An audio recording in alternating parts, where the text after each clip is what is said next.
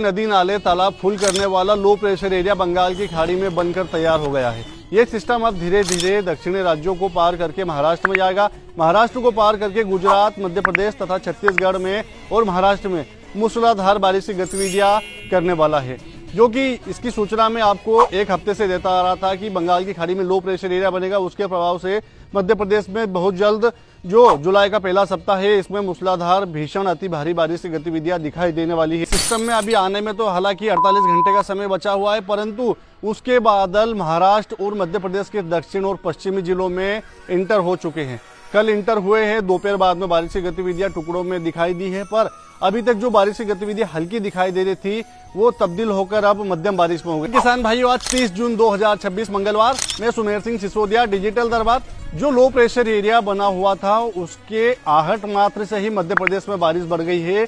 तो जब वो सिस्टम आएगा तो कितनी बारिश करेगा इसका अंदाज आप लगा लीजिएगा, क्योंकि अभी जो वर्तमान में, हालांकि कल के वीडियो में जो मैंने बारिश की जानकारी दी थी कि टुकड़ों में पेचेस में बारिश होगी और पश्चिम के और दक्षिण के और मध्य के जिले बताए थे, इनमें हर जिले के लगभग 15 से 20% इलाकों में मध्यम बारिश हुई है और कुछ स्थानों पर हो सकता है बूंदाबांदी की गतिविधियां भी दिखाई दी हो। परंतु आज से समझ लीजिए कि बारिश का दायरा अब बढ़ने वाला है। सिस्टम आने में अभी 48 घंटे का समय बचा है, अर्थात 2 जुलाई के आसपास मध्य प्रदेश में वो सिस्टम एंट्री मारेगा। परंतु उसके पहले जब बादल आ रहा है, नमी का अच्छा खासा फ्लो मिल रहा है, जो मानसून की रेखा है, चाहे पश्चिमी रेखा हो, पूर्वी रेखा हो, वो भी अब खिसकेगी। तो उसके प्रभाव से आज दोपहर बाद भी, आज 30 जून की दोपहर बाद में आप देखेंगे कि टुकड़ों में बारिश की गतिविधियां, चाहे बड़वानी की बात कर ले, बैतूल, खंडवा, खरगोन की बात कर ले, या फिर बात कर ले धार की, उज्जैन की, इंदौर की, या शाजापुर की, या रतलाम का क्षेत्र, या हम बात कर ले सीहोर, देवास, आगरमालवा, या ऊपर चले तो भिंड, मुरैना, भोपाल के साथ में विदिशा भी कवर हो जाए तो इसमें कोई अतिशयोक्ति नहीं होगी। ये वो जिले हैं जिसमें प्रत्यक्ष रूप से अभी तक जो 25% बारिश की गतिविधियां दिखाई दे रही थी वो बढ़कर आज से 35 या 40% हो जाएगी।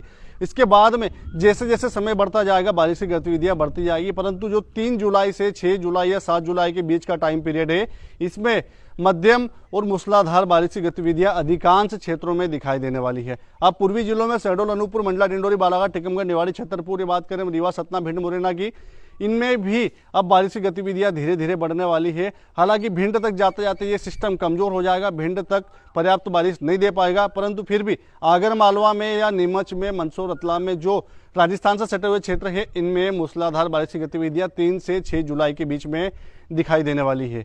अब धीरे धीरे जैसे जैसे सिस्टम आएगा तो मध्य प्रदेश में कम से कम इसका असर 5-6 दिन तक रहने वाला है, जिसमें टुकड़ों में रोज कहीं ना कहीं बारिश मध्यम से तेज होती रहेगी। जानकारी किसान भाइयों तक जरूर भेजिएगा। आईडी पर पहली बार आए तो आईडी को फॉलो जरूर कीजिएगा। जय श्री राम।